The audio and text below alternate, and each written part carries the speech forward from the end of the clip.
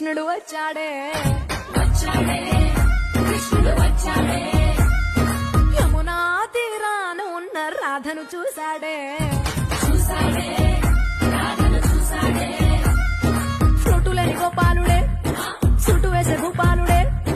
దేశం వచ్చిన పాలుడే మాట వెంట పడిపోవుడే కటిక చీకటిలో కన్ను పడతాడే వెన్న ముద్దలని వెంట పడతాడే కోల చేతడే కాలం వేస్తాడే హై బృందావనం నుంచి కృష్ణుడు వచ్చాడే